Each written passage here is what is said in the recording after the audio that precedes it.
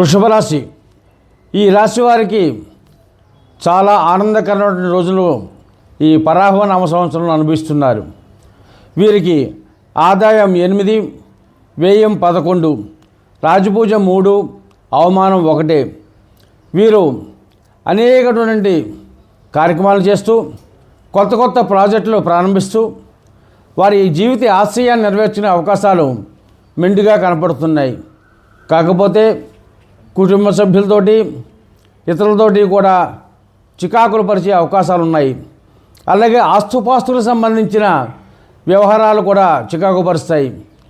అలాగే ఆరోగ్య విషయంలో ఖచ్చితంగా జాగ్రత్తలు తీసుకోవాల్సిన పరిస్థితులు కూడా గోచేస్తున్నాయి. వీరికి ఉద్యోగస్తులకి పదోన్నతితో కూడిన బదిలీలు ఉంటాయి.